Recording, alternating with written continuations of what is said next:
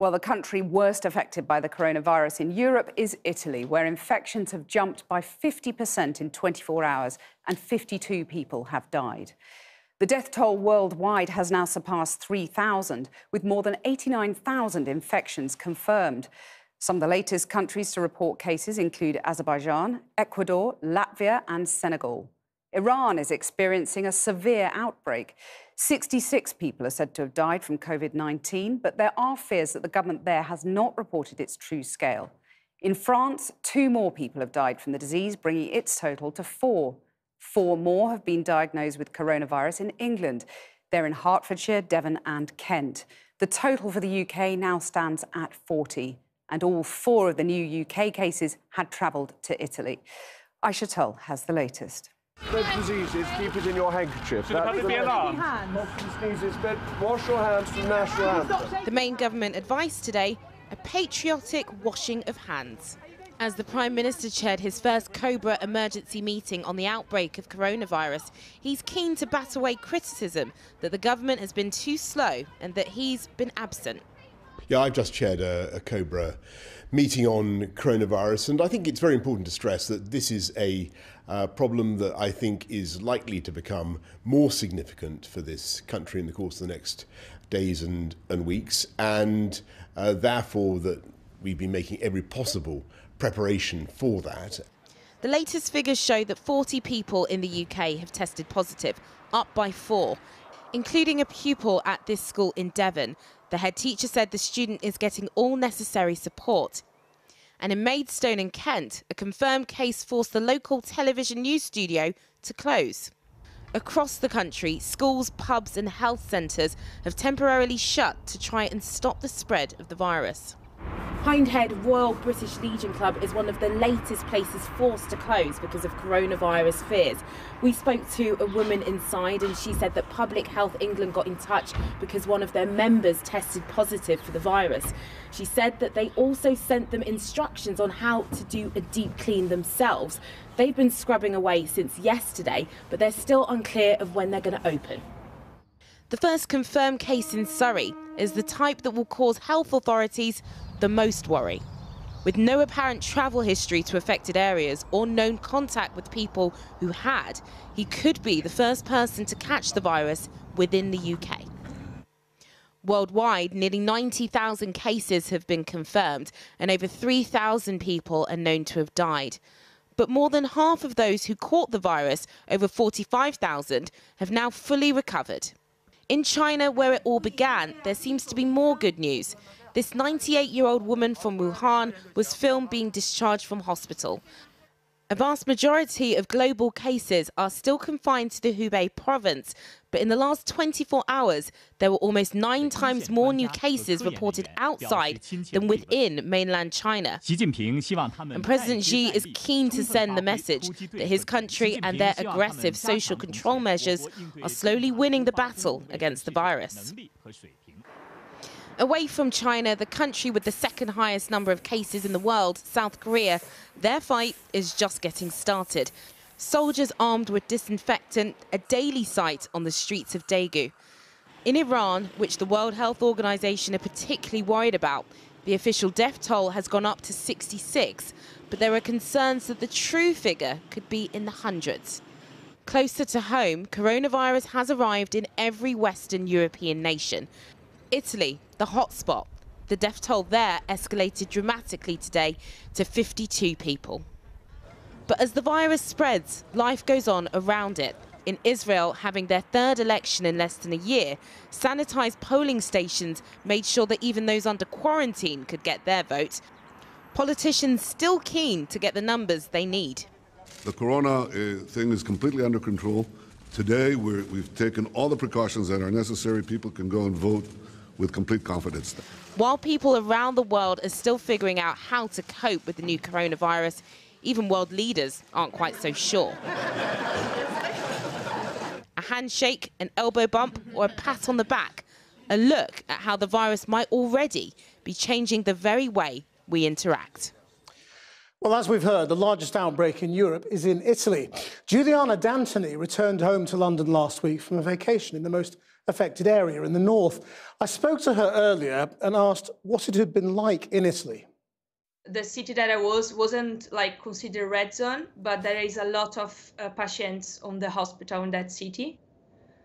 And the cities like close by was completely closed. So trains was canceled, or like they cannot receive no one else, or like who is visiting just friends or family cannot get out of the cities too. And so what happened when you came home to Britain? I received from my work a notice that I'm supposed to stay at home for about 14 days. And in the meantime, I'm supposed to do the test. And I felt some symptoms like fever or cough. It was a really difficult night. And I called 111, which was really difficult because I spent literally more than an hour on the phone, like holding on the line. And I tried to call many times. And then in the afternoon, they pick up my call. And they say that they ask me about my symptoms, where I have been in Italy. They just came to my place on Saturday. It was a bit funny and scary at the same time because it's like it was looking as a sci-fi film. Like the nurse they come here completely covered with the protection uniform. So basically I need to wait for 3 or 4 days to get the results. In the meantime, I'm self-isolating myself. So I share my flat with 2 people, and these 2 people need to stay in a different room than me. So we cannot share the same room, or if we are in the same room, everything needs to be open. We cannot approach ourselves more than 2 meters. So how do you feel the system has worked for you? I mean, do you feel safe? No, really, because, you know, it's a long time that I'm waiting for the results, or like also for they come here, and when you call they have a lot, like it's so long the holding line, like you need to wait for a long time to they finally pick up your call. So, you know, in the meantime I think you feel nervous because you want to go out, because you, at the end you need to hold your job, and all these things like make yourself a bit stressful. But it's like you are waiting for something that you're not 100% sure, and you depend on it like to keep going your life. I'm working remotely, but at some point I think also for human being you need to go out of your home or interact with your flatmates or something like this. So I need to wait until Thursday to have any results, if yes or no. In the meantime, I need to wait. Well, good luck. I hope it goes well. Thank you very much. Well, we asked the Health Secretary to appear on the programme, but we were told he was not available.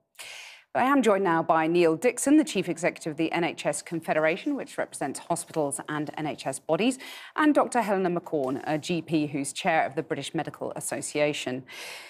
Dr Helena McCorn, first, just to get you to respond to what we've just heard from Juliana DAntoni there.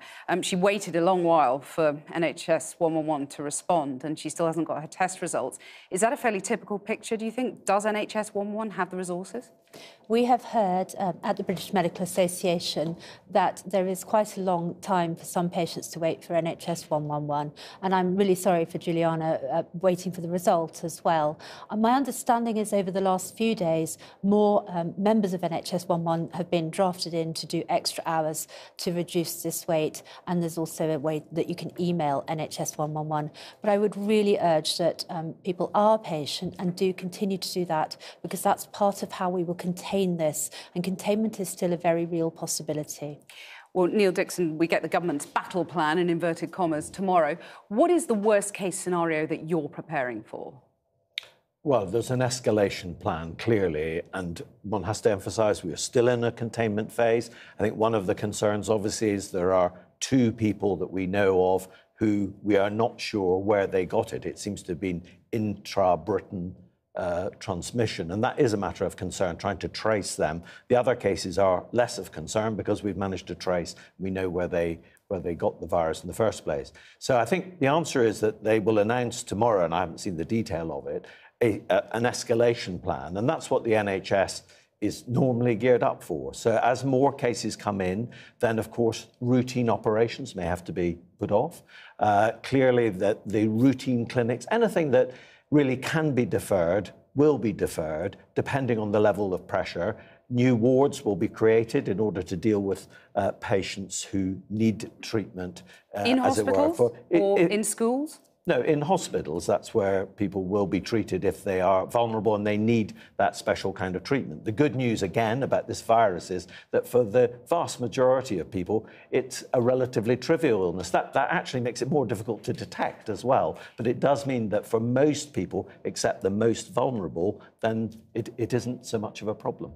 How worried are you when you hear that? How worried are you? Is this something you're playing down, or are you concerned that the NHS might be brought to its knees by this?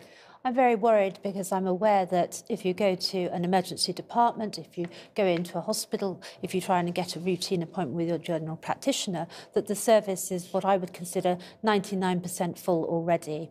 It is good to hear from Neil that there are spaces in hospitals that could be turned into wards. However, I'm very concerned by the NHS staff survey only 10 days ago that 56% of our NHS staff already go into work unwell, and I cannot ask people to be doing that now because that would potentially spread illness, and that the NHS already is causing stress in 40% of our workers. And you talk about more wards. I mean, in Wuhan, they built a whole series of new hospitals.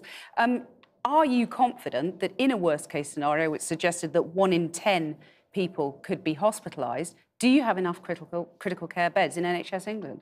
No, there will eventually come a time, if the virus absolutely takes hold everywhere, where, of course, the NHS will then have to prioritise further. But we are... What does that mean, though, in practice? Well, that means in practice that you will say, for example, that you will be treating, you'll prioritise your patients. So the most vulnerable patients will get treatment. Those who are less vulnerable are less likely to be treated. That is the normal situation in which the NHS would normally deal in any crisis situation. And doesn't that mean more people will die, though, without wishing to be alarmist?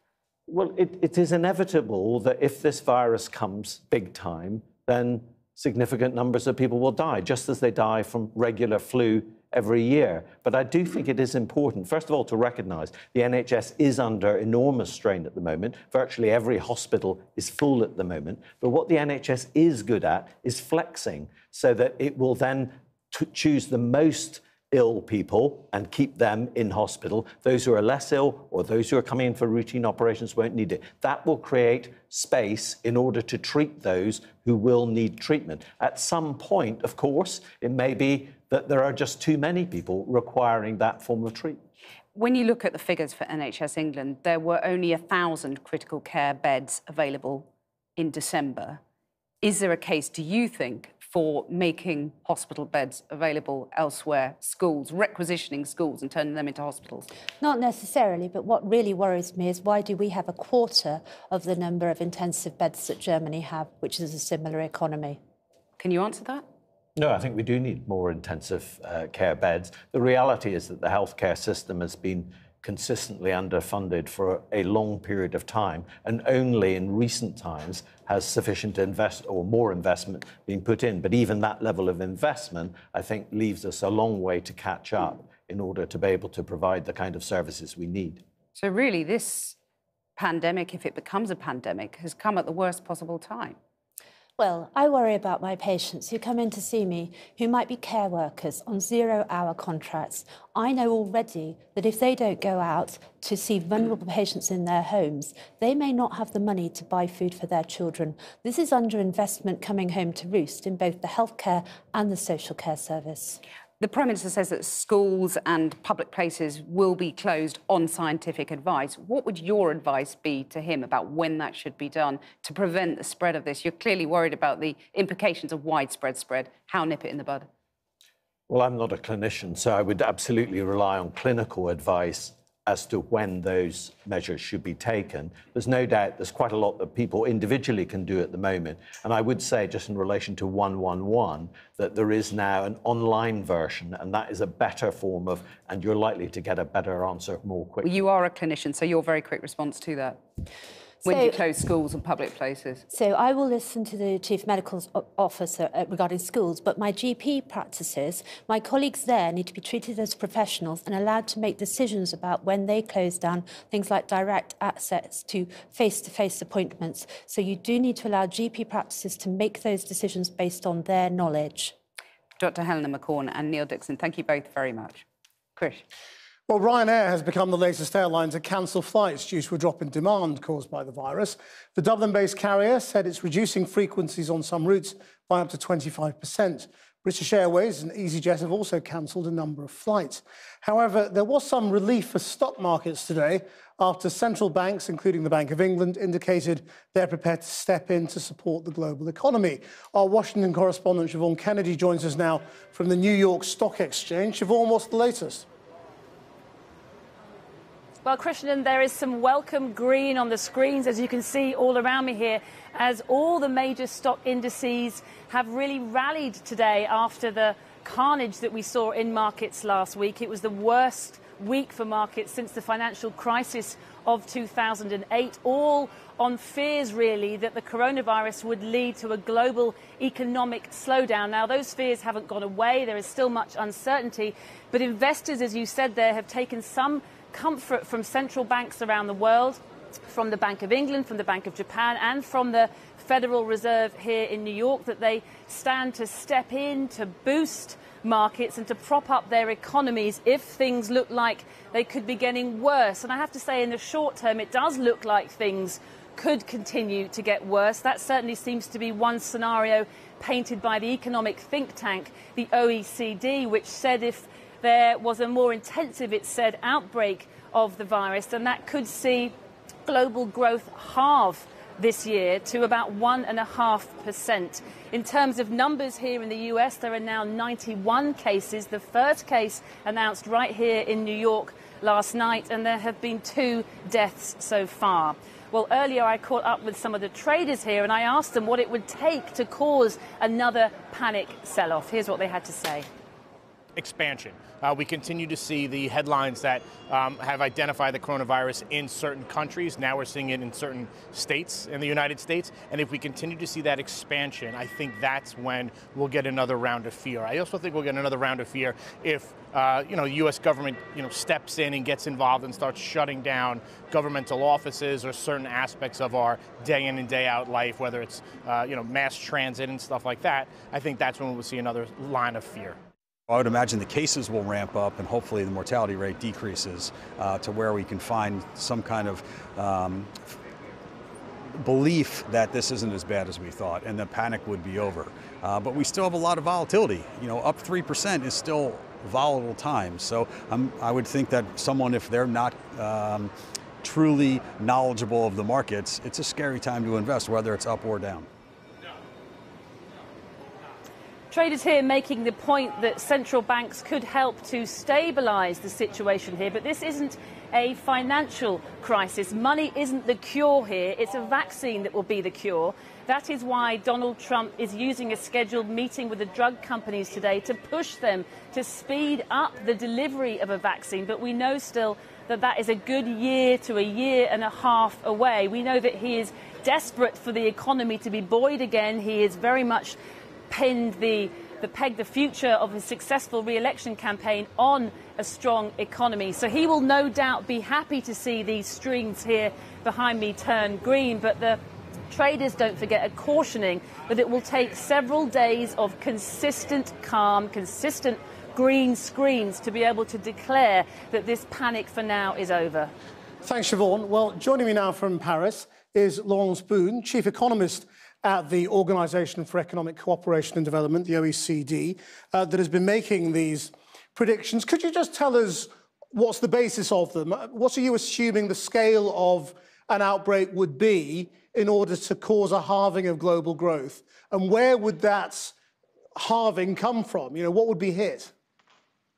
So, as you know, there's a lot of uncertainty about this health episode and how the epidemic is being translated through countries. So we have a base scenario, which is a base case scenario, which is based on the situation as it is roughly today. So most of the epidemic contained in China and some clusters everywhere. And with this scenario, we actually project growth, global growth, to be about 2.4% this year. Now, given the uncertainty that's prevalent about how the virus is spreading, we have also drawn a downside scenario where the epidemic would be roughly similar, or I should say the measures to contain the epidemic would be roughly similar to China, but in North America, in Europe, and in the rest of the Northern Hemisphere, so Asia Pacific. And in that case, we have GDP growth, which is half to 1.5%.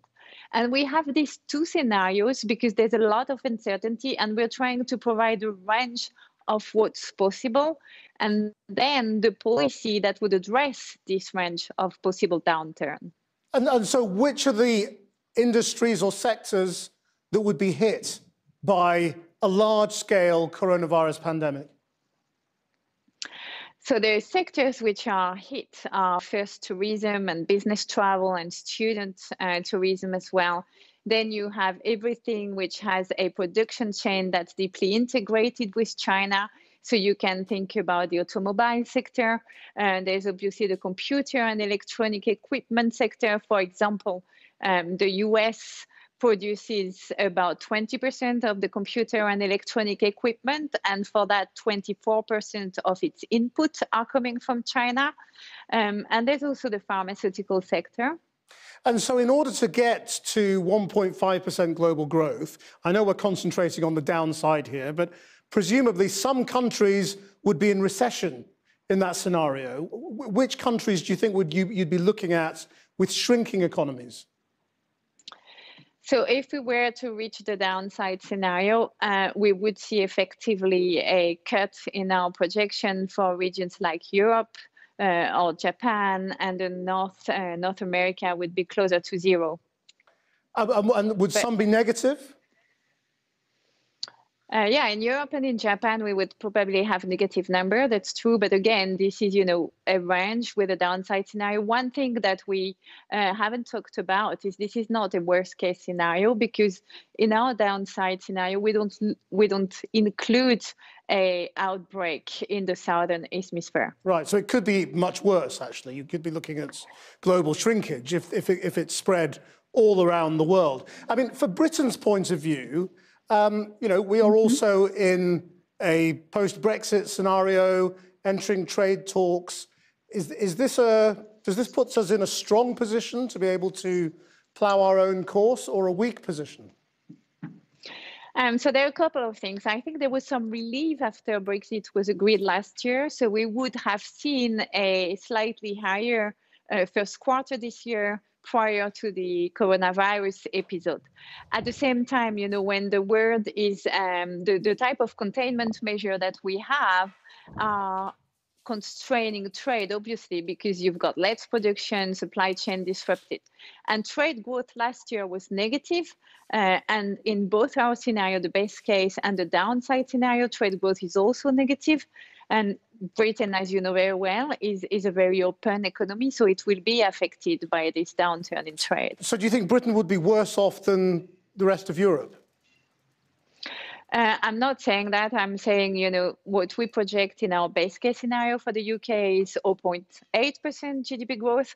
In the downside scenario, when we have Europe plunging by about 1.2 below our baseline, then the UK would also get close to zero. Laurence Boone, thank you very much indeed.